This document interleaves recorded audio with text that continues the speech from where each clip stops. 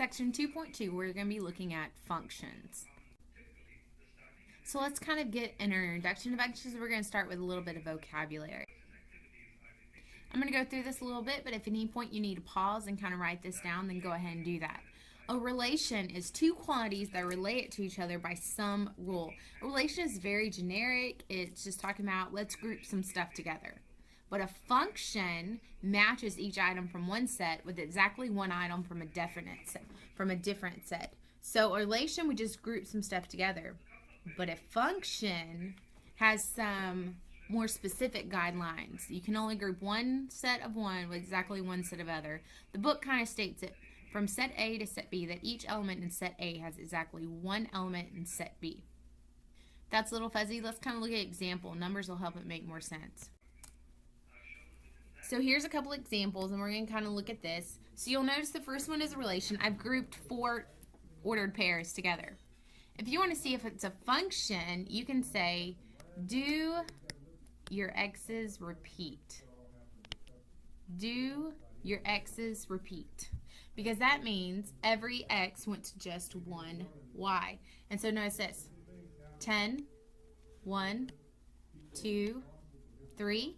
My x's did not repeat, so I would call this a function. All 3 of these are relations, but I want to see if they're more specifically a function. So notice the next one. Look at your x values again. A, C, C, B. You notice my c's repeated. Vertically, if I were to put these in a table, I would have A1, C2, C3, or B3.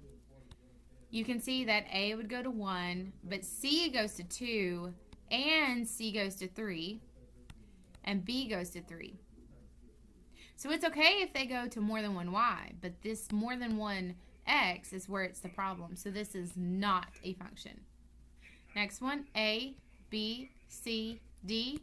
We would say yes, that is a function. So if you're trying to see if something's a function, you want to see do your x's repeat. Let's notice on this one it says determine whether the relation represents y as a function of x. So the first one it says the input value x is the number of representatives from a state. So, and the output value y is the number of senators. So, kind of a history here. Do the number of representatives match up with the same number of senators? This would not be a function because everyone has the same amount of senators, but the amount of representatives, remember, that changes based on the size of the state. Let's look at numbers again. Input x and output y. Notice right here, you look at your x's and you go, do my x's repeat? Right here, these x's repeat, so this would not be a function. Over here, I can see I have an x value here, here, here, here, here. If you want to, you can make a table just like we did in B, or we're going to learn something on the next slide. But this would not be a function because you can see I have an x value of -2, -1, 0, 1, and 2. And so my x's in this case would not repeat. Sorry for the moving around there. So let me show you how this works when you're looking at a graph. The previous one we could have done a little bit easier by considering something called the vertical line test, and you definitely need to know how to work this. Say you have this graph here, and it's similar to the one we just saw, but I'm going to connect the lines. I would say, is this a function? Well, I don't want to come over here and draw out a table, because what if I miss where it's not a function? So I'm not going to do that. But I can notice this. I can do something called the vertical line test, and it says if you can draw a vertical line anywhere on the graph and it only crosses it once, it would be a function. So notice if I drew it here, function, here, function, here, function, here, function, because it's only crossing at this point. It's only crossing at this point. It's only crossing at this point. So I would say, yes, that's a function. But if I had something like this, if I were to draw a vertical line here, you can see it crosses here, here, here, here. It crosses many, many times. So this would not be a function. Now, some characteristics of these functions and relations or whatnot are something called the domain and the range. Domain is all the possible x values for the function. Range is all the possible y values for the function. You can tell that these are alphabetically as well. And so domain, see how domain D comes before R, X comes before Y. So make sure you keep those two straight, because we'll start using that term domain and range, and we will quit using all possible X values or all possible Y values. You won't hear that said very much. So in this next one, if you wanted to figure out what the domain of this example was, you would look at the X values. And what we do is we just set it up as a list, and we say the possibilities are 0, 1, 2, and 3. And then if you want to find the range, you would look at the Y values. And we just put them in order. We don't even put them in the order they're given. We put them in numerical order. So that'd be -2, 0, 1, and 2. So this would be all the possibilities. So you put them in order numerically, and if they repeat, you don't write them down more than once, because we're not showing how many times they occur. We're showing what are the possibilities for that. Some more terminology that we need to pick up is an independent variable. We also call X the independent variable. Dependent, we call Y the dependent variable. And then we pull that in to look at function notation. And so let me just kind of come off here to the side to give you kind of a lineup of different words that you're going to see for X and Y at this point. So domain would be your X. Range would be your Y. Independent, we would call X. And dependent, we would call the Y. Input, we would call the X. And our output, we would call the Y. So these are just different names that you're going to see for the letters X and Y. Next thing we'll do is we're going to pick up function notation. Now, function notation is just another way of writing it. Instead of writing Y, we're going to call it f of X.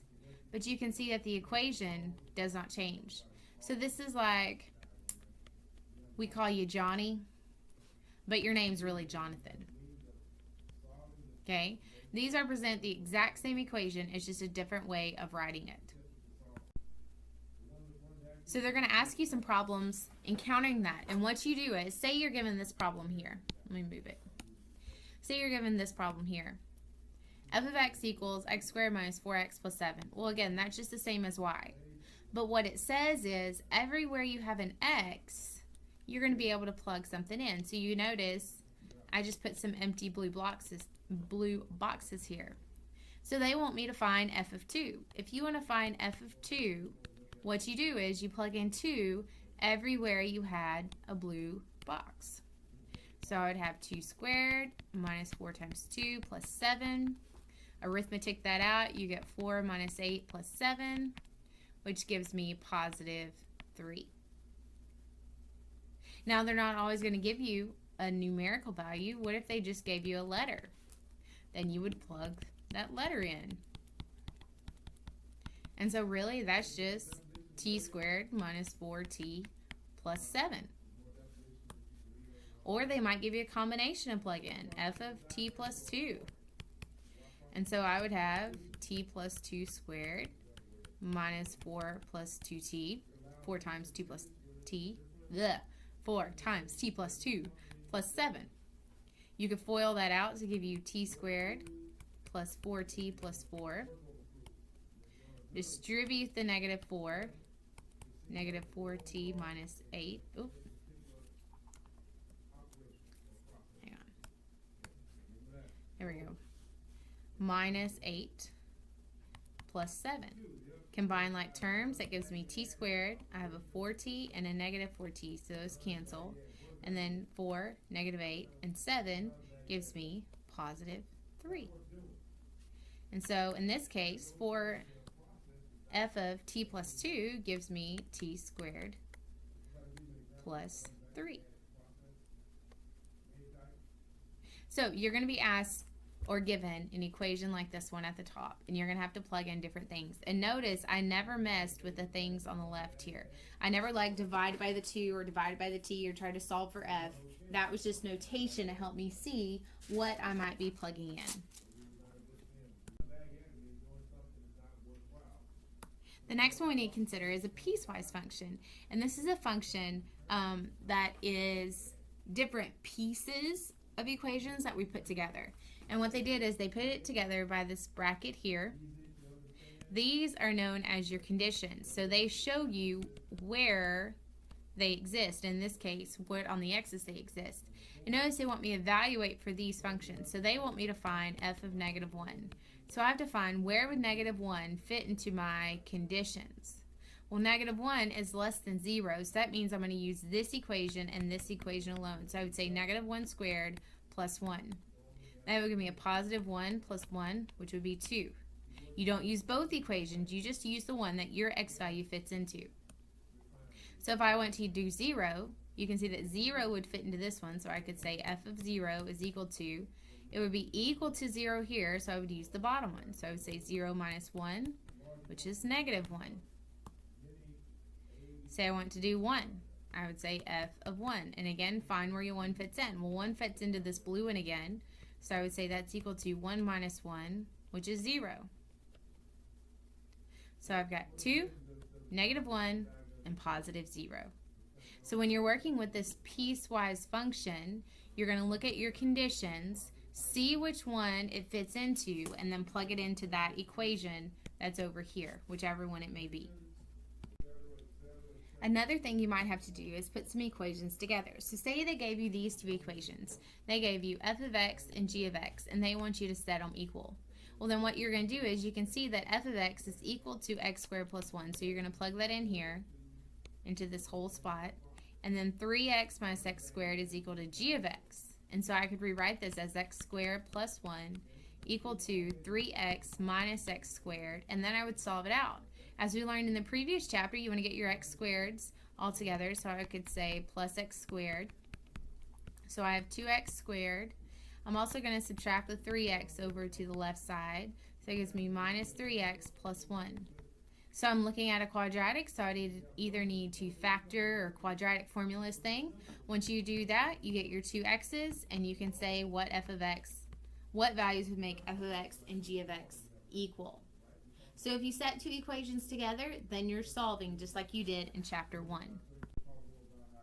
You may also have to deal with some quotient function or the domain functions, and that may be finding what is the domain of this function. So what you want to be checking for is you want to check for where is it going to cause division by 0? Because if you have division by 0, then you don't have a way to draw that on your graph. And so what you do in this case is we're going to look at our bottom and say, when would this equal 0? Well, this would equal 0 when x is 0. And so for this, our domain would be, I would say domain, big D, and we can say x, so my domain is an element, and we kind of do a circular E, of the real numbers, that's a kind of a double R, such that, straight up and down line, x does not equal 0. And so this is one way that you can write domain. You can say x is an element of the real numbers such that x does not equal 0. So again, it's like you're putting your conditions over here. If x couldn't be something else, say it couldn't be 4 and 2, then you would also put that over there. And so we're going to be looking for where does this function have division by 0? In the case of this. Same thing with these two. So you take your denominator and you're going to set it equal to 0 because that would be the only problem areas with our domain. When I solve this out, I get negative 5. So I would say the domain is x is an element of the real numbers such that x cannot equal, so I put a line through the equal sign, negative 5. The bottom one, I say x squared minus 4 equals 0. I solve this out. And remember, you get plus or minus 2.